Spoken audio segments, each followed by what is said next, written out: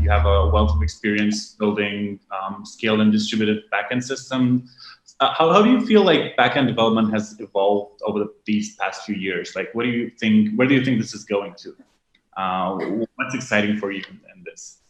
Oh my God, this is a very interesting question. And I'm going to give you my personal opinions on this, right? So take it with a pinch of salt. Um, oh, I have seen so many drafts of it. In fact, so much that I feel old sometimes because I started working on C programming firmware embedded systems. And I have also written embedded code, like machine level code, where because they didn't have compilers. So I had to write the assembly level code that could run on the hardware directly. And then I moved on to, API programming, writing Python code. In between, I wrote a lot of C++ code in my previous startup, which was Luminous Networks. And then at Apstra, I wrote a lot of Python code. And it's all so much high level than C, right? I've somehow still worked for networking companies, but I'm not a networking expert. I'm a core backend systems expert. And even in systems, it's changed so much because, all the way from C to C++ to Python, just the programming language stack has changed. And also the perspectives and the way you think about designing software or designing good architectures, right? Like off late, my work has been towards designing performant APIs, thinking about better data models, thinking about GraphQL. How do you write performant queries?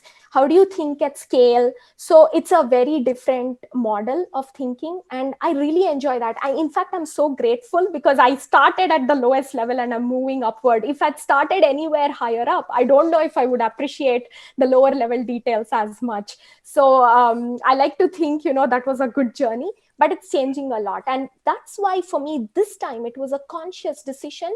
I wanted to move away from the core networking products per se, and I wanted to move towards more generic, highly scaled systems, right? So the interviews that I gave were also towards pure distributed systems, high scale, where the complexity of the problem is completely different. And I'm joining the search infra team at Twitter. So they are all about, having prospects into ML and how do you start thinking about the futuristic methods of doing the same kind of designs. And I'm truly excited. I don't know so much of it. And that's part of the excitement. I'm going to learn new stuff and, I'm going to be out of my comfort zone and it's going to be super exciting. But the core principle is always about, wanting to design good quality software features, not planning it in such a way that you don't have to make too many compromises when you're implementing it. That's the headspace that I like to be in when I'm thinking about code.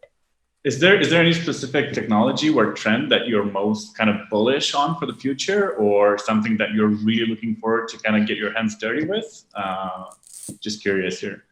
I think AI is great. I've been watching what OpenAI has been doing off late, right? I mean, it's just fantastic to see the kind of things that are, and it's just one of the companies. There are so many wonderful startups in the Silicon Valley who are investing so much in that. And not only just startups, right? Like the big guys are putting in their money. There are these big VCs and venture investment homes which are pulling in the money there. So just look at how much money there is.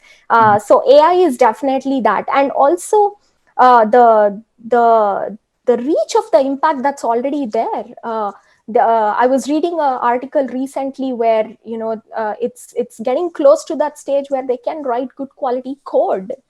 So that's just to see that as a computer science engineer, it's fantastic, right? And to be part of that. So that's what I keep telling everyone, even when I meet my friends socially. We are just living in such an exciting time in the computer science tech space that there are so many interesting problems. There's no reason to get bored. When someone says that we have a lot of time at hand or I'm bored, it's a pity, it's a shame.